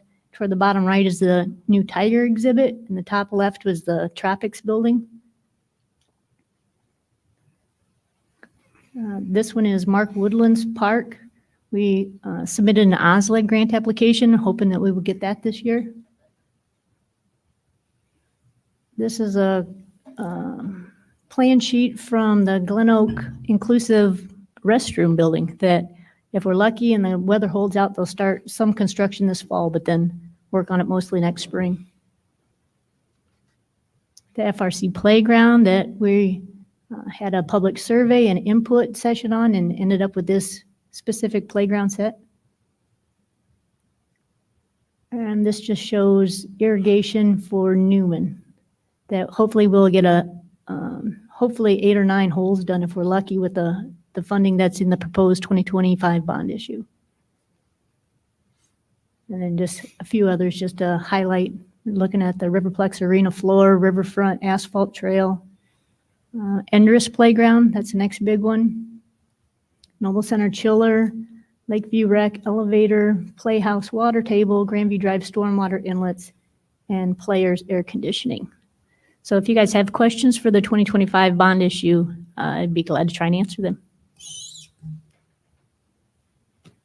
No question. I appreciate the PowerPoint presentation. I think it's stellar. It's very impressive. The Park District is one of the very rare forms of governance where you can see immediate outcomes. I hope that this can be about or a part of some larger marketing effort while we're on that topic, because all the time I'm faced with the question, well, what's getting done? What's new? And that was just a perfect example of all the irons that we have. So thank you. I have a question about, not a question about Columbia Park, but just sort of some information that I'm glad to see the shelter in here.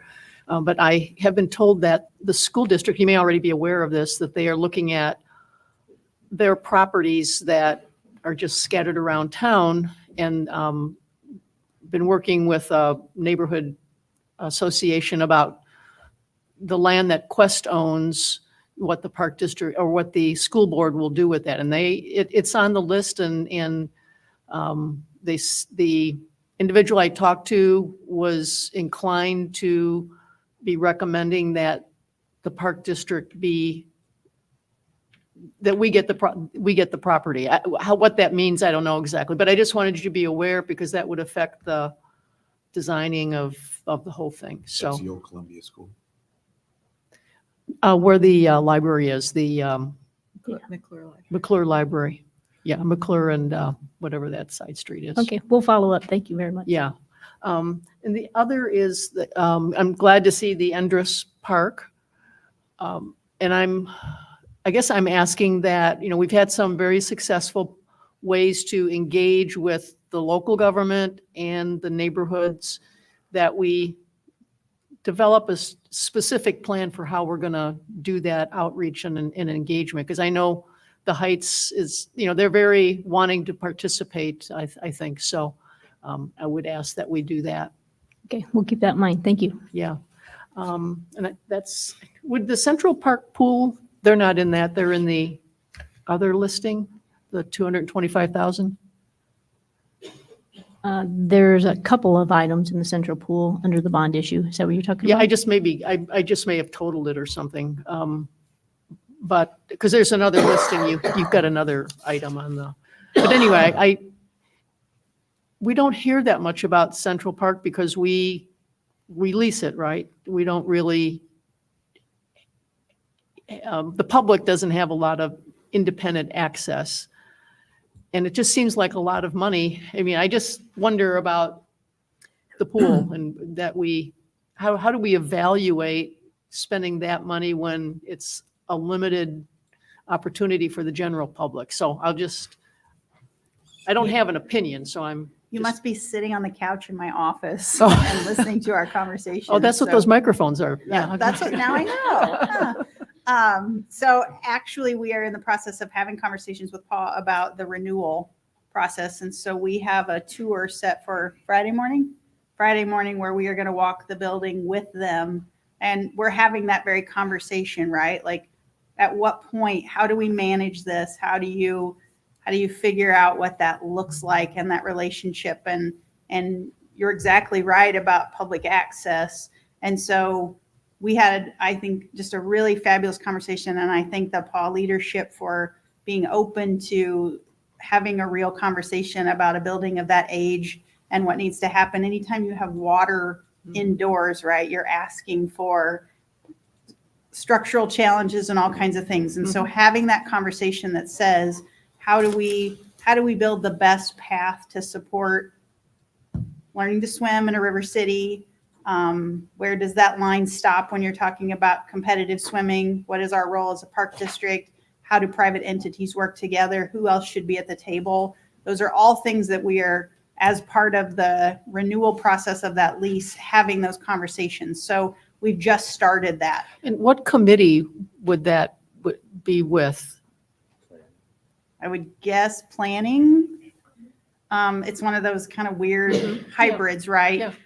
But our first step was to have that tour on Friday, make a list together, evaluate what that looks like, and then have some conversations with you. That would be a part of those strategic plan goals and items for 2025 that really helps us to develop a strategy to make sure that we are supporting appropriately the process, but also allocating public resources in the most responsible way. So we aren't going to move forward with any projects without having gone through this process? There are some smaller things that are on that list for 2025 that are just necessary things that need to happen, but anything longer than that, no.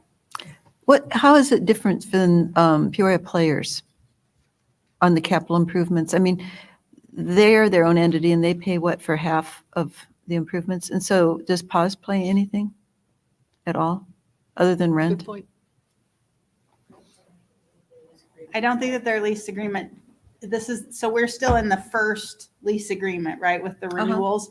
So as we get to the second phase, certainly that conversation that has to be a part of that renewal process and beginning that. As they started, it was a support of building their capacity to take on the oversight of that building because it was being used primarily for a competitive swim team, which is not really mission driven for us. As we now have, they've become more stable and prepared to have those kinds of conversations. That absolutely is a part of the consideration. They have been able to secure some grant funding to help with some improvements at the building. But again, we have to really do that analysis, determine where that line is and have conversations, significant conversations with all of you. Because it's basically a for-profit organization. I mean, they charge quite a bit for those students. Is there any way when we would be negotiating something like that, we could get a day, a week, an evening, or some time for public swimming? Or would that just really, I mean, I don't know the extent of It's a good what idea. I think it stretches then our lifeguard capacity beyond Riverplex, right? So certainly those are things that are all on the table. Part of the way that they generate revenue swimming is an expensive business, right? Whether you are competitive or recreational, we know that as a collective. So they try to use that building to generate revenue to help keep their doors open and to keep that programming going from lots of different areas. So that certainly is a part of the consideration. When our pool has been down in cold weather months, we've been able to access Central Park Pool for our lap swimmers who are at the Riverplex and things like that. So they are very collaborative with us. It would have to be a function that made sense for us to be able to access it, but absolutely they're very open to those kinds of Yeah. conversations. My daughter was a swimmer through, and I would think most of those kids would qualify for a lifeguard license. And that might be a part It of. doesn't matter. They No. still have to be certified. No, I'm just saying Yeah. it would be in their benefits to certify them if it would help with their costs, to have their own people take turns or whatever. But it's just an idea. We don't have to lifeguard their programming. No, I know, but I'm just saying, if we want to have more public access and they want to have a more favorable contract, that it might be in their best interest to help us man the lifeguarding. Absolutely. And we have talked to them about trying to get some of their kids who are lifeguard certified to work for us as well. So there are certainly opportunities there. Those are good ideas we'll take back to the group. Thank you. Thank you. Getting back to Trustee Harrat's point, is the pool open to the public at all? In that area? It's not? No, that's the lease agreement that we all, when we looked at the increasing cost of the park district subsidizing competitive swim, then we moved to that lease agreement with PAW so that they operate the building. It is open to the public only in the sense that when we make an arrangement with them for our Riverplex swimmers to be able to access there, they are running swim lessons on their own. So they are doing some programming to try to generate revenue to support the facility that they reach out to the public to include them in that process. But it is not an open swim, like you can drop in and swim there. No, it would be for classes or other programming that the public would access the space. The hard part is that we own the building, right? So this is that take care of what you have. We have to figure out how to do that in a responsible way for a facility that belongs to us that is being used by someone else. Yeah, we certainly need to keep the roof in good condition and the doors and the windows and the parking lot.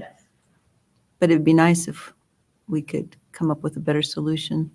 That's the hope. Yeah. It starts on Friday with our walking tour of the facility. Okay. Any other questions? All right, moving on to 8F.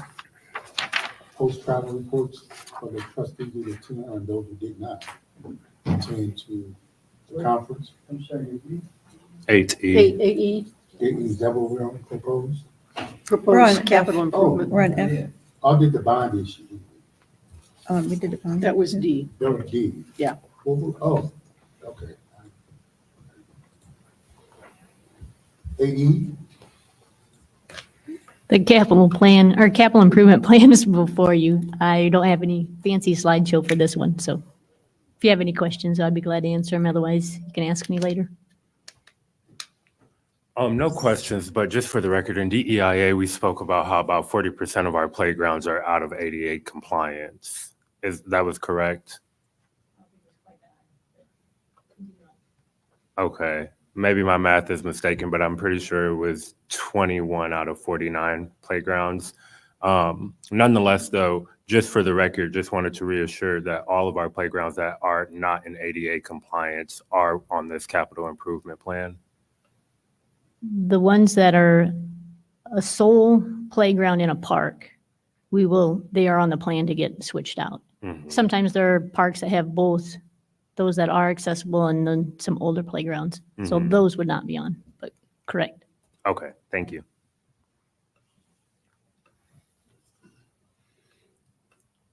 Any other questions? 8F.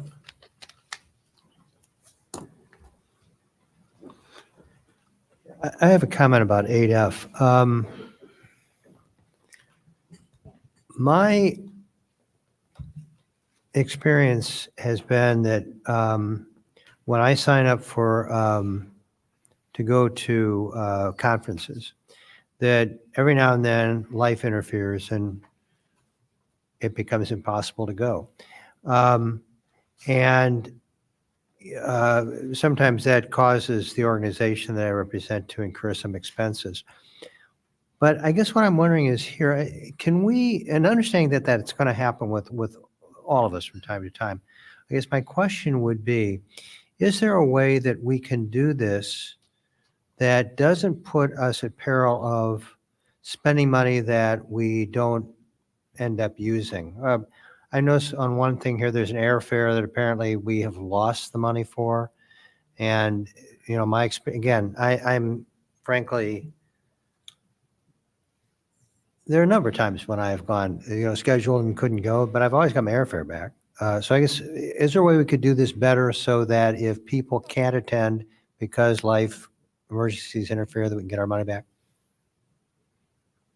Probably with airfare, the hotel, because it was tied to the conference and because of the dates of when we canceled there, we've asked. Alicia spent a lot of time on the phone trying to do that. We also tried to transfer the NRPA conference fees, the registration fees, to a future year, and they wouldn't allow us to do that. So airfare, there probably is a different way to do that, and generally, is that lost or is that just available? It's a 6-month credit that they hold. Does Okay, the so credit we've go to got the a park 6 month. district? Does it go to the park district or the? No, to the traveler. So if one of the travelers doesn't use it, Then I mean, it's they can't lost. use it. They either have to pay us back to use it, right? Gotta pay it back. No, the park district paid for the air. Put your microphone. The park district paid for the air. Can you hear me okay? Mhm. Can you hear me now? Yeah. Okay. The Park district paid for the air for that reservation. When it was canceled, a credit sits there for 6 months to be used by the traveler in whose name it was reserved under, even though the park district paid for it. Yeah, and Okay, Tim, as travel. far as your point, I travel quite a bit around the United States, and for me to get one that's refundable, it costs almost double. If you want to guarantee it, that you get Correct. your money back. And if I make changes, it's still, it has to go back into my account with fee, and they take out a $75 fee every time I make a change like that. Man. And that's through American and United. Yes, the air is very restrictive, and you're correct to get fully refundable. You book that at the onset, and it's actually a little more than double. Yeah, I know, it's at least double. Yeah. If it's in the traveler's name, that traveler can use that for any reason. For park district use, because the park But you district have to paid pay for the it. Park district back that air travel. Because they still have the travel themselves already. On Park District business though, right? Yeah, but no. See, what they did was they put it in your name now. Park district paid for it. The park district paid for it, yes, and it's Because- in the name of the traveler. Of the traveler. But Correct. that credit goes back to the traveler. They don't Right. give it to the park district. Right. That traveler has to make sure the park district get their money back. Correct, and they only get the credit for another flight. It's not a refund. Right. Right. So that individual has to make sure that money goes back to the park district, unless they Yes. use it for the next conference. But in Right. 6 months, No, is there going to be any 6 reason? Yeah, it's got to pay it back. Yeah. Because the money has already went to that traveler. So it does have to be paid back. In the event that it's redeemed for personal usage, Right. Right.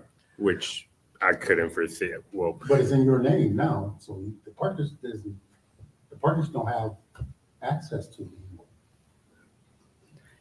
Because the ticket is yours, even though park district paid for it, so it's up to you, or whoever, to pay the money back to the park district. Well, we know we can't use it in 6 months. There's no place to fly So, I mean, to. well, they can use your ticket, But you gotta pay the park district. And then you back would money. Oh, I see what reimburse you're the saying, park- that they could just go on vacation and use the Whatever they credit, decide because now. it shows up as a credit to your account when you To your cancel, because account, I've done right. that. 'Cause that- But then I use it for something else, and they take away $75 or whatever, and I reuse it. But I don't, but I'm saying if somebody used it for some other reason, that they would definitely have, well, I don't know. I'm thinking repay it no But matter the park what. district has to be reimbursed. Well, That's all I'm saying. right. If you use, yeah, I agree, Robert. And I guess I'm really disappointed that again, life gets in the way of events from time to time. Everybody understands that, but I'm really disappointed. And I got it. I mean, we don't make the rules for these conferences, but the fact that is this the national, what, I don't know what the initials, but NRPA. okay. I mean, it's very disappointing that they're not reimbursing probably what was, it was a Isn't some of expensive this because of the timing? I mean, when it's. Correct. Yeah. The one was canceled the day prior to registration Yeah. or prior to the conference, and the other one was still within that window, or it entered the window of non-refundability. I believe it was 4 days prior. You know, I mean, the amount is like just around $9,500 that's been, it's on the books as, having been spent. And I don't know, I would like us to have I don't know if it'd be the finance committee or whatever to sort of think through, and I've asked Emily to see if there are other organizations, park districts that sort of have dealt with this kind of thing, because we just adopted a travel policy and then this comes up, so. I did reach out to IAPD and they suggested that they did not have a recommendation. They suggested that I reach out to other local directors, which I had already done. There was one local park district that has language that could be considered to be added to the travel policy about that, the reimbursement of these kinds of costs, except in the case of an emergency or a justification, right? So if there's a good reason, Yeah. then you can absolutely waive that. So I'm happy to share that language with you and with legal counsel to review, to consider for its inclusion for the future. It's certainly, because the policy is silent, I think you'd have to, that would Yeah, be I really mean, difficult to apply here. I mean, we have to be good stewards to somehow figure out how to walk that line that's not a clear line about this, because it is a significant amount of money, and going forward, it would be good to have it clear, since we just changed our policy. Yeah, that's fine. I mean, you already said it to finance. We'll be happy to look at it. The only thing, a comment I'd make again is this: life gets in the way sometimes, and there's, if somebody has, in my mind at least, if somebody has a solid reason, and all of us here, I take our fiduciary duties really, I know, very seriously, and if we got a good reason for doing it, then that happens. But see what you can get to us, and we can take a look at it. Absolutely. And I will put that on a future finance committee agenda with that proposed language. I do just want to note that, as the staff memo says, that this is being presented not to be an issue, but because of the new policy. That is a requirement of the new policy, that post-travel. So when we go to Chicago for IAPD, this will happen again. Anytime there is a post-travel report submitted, it comes to all of you to review. So please be clear that this was just a recognition of the application of the new policy that's in place. So how are we handling it? We do need to vote on one reimbursement of personal expenses. I guess we are just voting for hers to reimburse her? Okay. Okay, so I'll move to approve Joyce's reimbursement. Oh, I'll second. Question? Roll call. Trustee Burchey? Aye. Trustee Covington? Aye. Trustee Harrod? Abstain? Trustee Hill? Aye. Trustee Montez? Aye. Vice President Sierra? Aye. President Johnson? Aye. Motion carried. Okay. We have some counter consent items. 9 is me. One of them, You have the microphone on? yeah. Oh, no. It looks green. Hello? Yeah, I got it. Can you hear me? Is that on? Yeah, okay. Is it okay? Okay, great. We have some calendar consent items. And 9, does anybody want to look at any of them, or want to take a motion? I will move all of the items 9A, B, C, and D of the consent agenda. Second.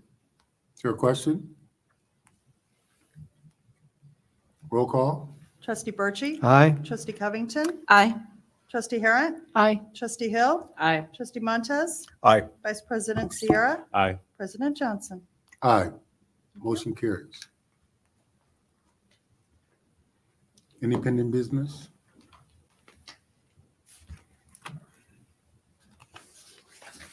Are there any citizens request to address the board? Communications? Did he hear? I think he might be awake. He might have fallen asleep. Oh. Oh, I did see him back there. Did he want to say something? I don't know. Sir, did you want to say anything to the board? Oh, okay.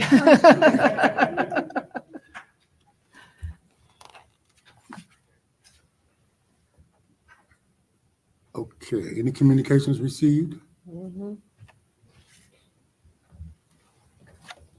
Other business? So I do want to highlight for you, attached is a PDF of the HISRA impact report. This is a new endeavor for them. They presented it at our HISRA board meeting last week. It's a good precursor to our budget presentations in a couple of weeks, but this is an overview of the services that they provide. It is based on a July to June service year. That ties to grant funding and allows them to be able to track data in the same way. It doesn't track with our fiscal year nor theirs, but it is a really good snapshot of all the things that they do. I do want to thank Katie and Shelby and Karen and their whole team. They've been a part of Zootober events. They've had their focus coffee group there. They've sold Halloween trick-or-treat bags. So they've been a really active part of that process. And we look forward to having them be a part of future endeavors as we continue to move forward. Will the coffee at the bicycle land continue next year? Yes, our understanding is that they will do that again next year. I actually we've been texting back and forth today. We found a mobile coffee cart that's pretty fabulous that they are looking at in consideration, because right now they just put up like folding tables and a tent. And so there's a cart that we found together. But they are looking at different ways to make that more mobile so that they can go out to other Park District events outside of Peoria as well. In our meeting, we talked about them being in Morton and places like that for some of their special events. So it's something that's really great. It's also one of multiple things that they do. So we appreciate them and their collaboration. One comment I would have, obviously this is so important, this HISRA program, but none of it is comparative data. I mean, I wouldn't know, looking through this, my first thought was, well, this is impressive. And then I thought, well, is it down from the prior year? Is it up from the prior year? What is it? And it'd be nice if, I'm not sure what this piece is being utilized for, but for those who are trying to understand what's happening with them, some comparative data would be helpful. It'll come. So please know that this is the first year of the grant funding that's helped to support some of these programs. So you will start to see that comparative data.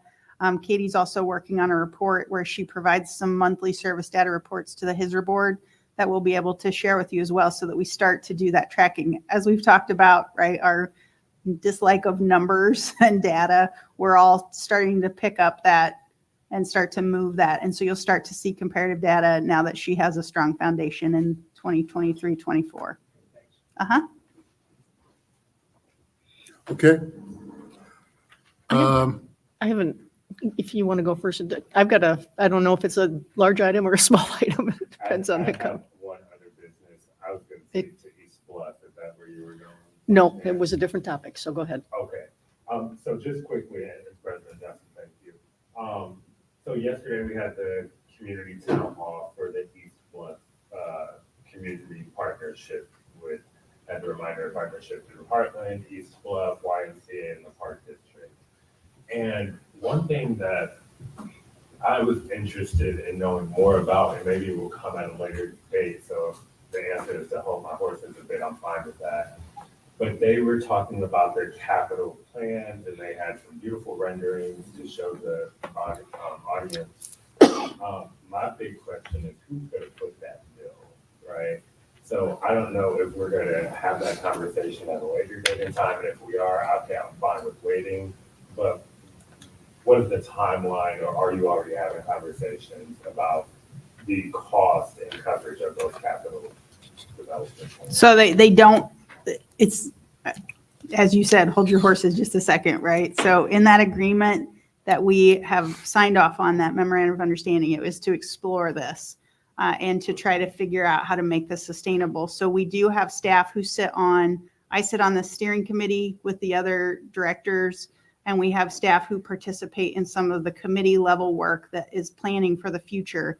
The capital piece, my guess is, will be some sort of a campaign that will be a mix of public and private sources. They do have some dollars already committed to support the existing building that can be transferred to the new space. So they have a start. But until we get a better scope of exactly what is needed in the facility, that's why you saw 4 drawings. Those drawings were done at little to no cost, and Heartland picked that up. So it's not something that has cost the project already. But as we determine and focus in on which of those looks they want to achieve, then we will go through the same process that Becky goes through, where someone will have to define that and look at scope and develop a budget, and then we'll have to figure out together how that works. It is not a mechanism at this point of any of us saying we're going to split the cost by 4. That's not what we're talking about, but certainly lending some legitimacy to the long-term commitment to the East Bluff by being a part of that partnership. We do hope to be able to leverage that. It will be sensitive for the Park District as we are about to embark on a zoo capital campaign in the same space, but it has certainly a very different purpose and a very different target. So we will have to work on that together to make sure that there isn't any sort of a conflict, but we absolutely are excited to support that that development because we think it's essential to the East Bluff. Thank you. And I think there was, in conversations I had with folks that even, it was only yesterday, right? Okay. There is that thought that the availability of grant funding, given the scope of the 4 organizations, will be of benefit, and that just the connections, so that to help alleviate the use of local dollars, I think. I think that's exactly right. So it will be a mechanism of leveraging some of our expertise to help to support that and that grant writing effort. I'm not sure that East Bluff Community Center on their own would have the capacity to do that. So certainly we'll all pitch in different ways. But I agree, especially with Heartland being involved, the dollars available for those sort of public health endeavors, I think there's a ton of those that we should be able to hopefully work together to get that building transitioned, though I will selfishly note that we love using it for storage right now. Well, maybe you can switch it over to the existing to the old building. Yeah. Okay. Are you? Okay. So you sent out the statistics for the Proctor pool that was requested. And I'll have to admit, I was really shocked when I read in the stats that there were only 103 admissions. 103 admissions to the pool in 2024.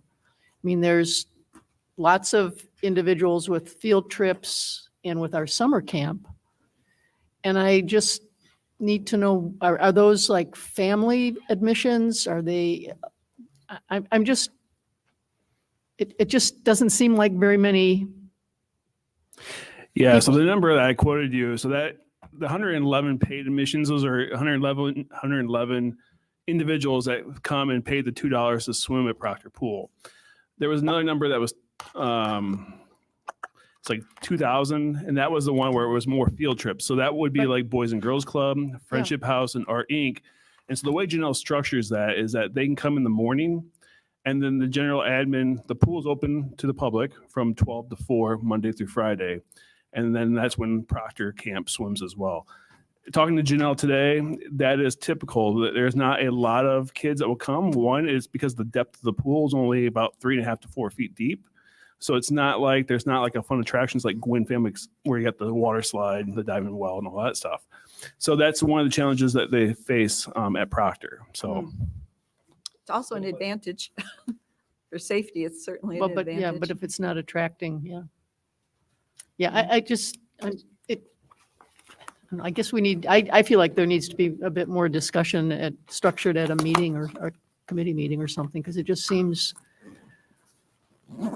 that if there was anyway, I don't know what I'm saying. It's just, I think we need to have some discussion about that, because that's just, for me, really, how many weeks is it open? 12 weeks or 8 weeks. 8 weeks?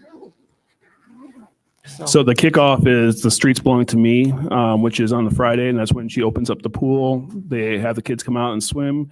And then now with the shortened summer season with the school district, it doesn't, her camp's only 8 weeks before they go back to school at July 28th. So it's a really short window. What about weekends? Yeah. I mean, Saturday and Sunday when families are available to, more apt to bring families in. Yeah, that's something I can ask. I don't know if that's ever been a real desire. Like, that's something I can talk to Janelle about. She would know. But yeah, no, typically the facility is not open, so we'd have to staff the building as well. But typically, yeah, that the building is closed Saturday and Sunday unless there's a rental or something like that going on.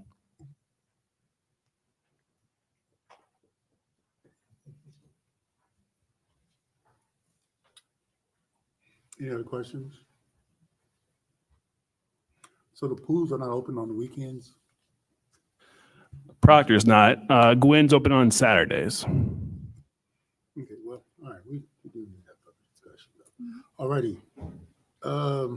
Any other questions? Anybody have any other concerns? I just want to say thank each of you for your time and your effort, each board member, for the work that you have to do. There's a lot of work to maintain a park district as Peoria, and it's very much appreciated. I am concerned about when I'm hearing at the legislators that some of that money there might be closing up on us, not just us, but throughout the state.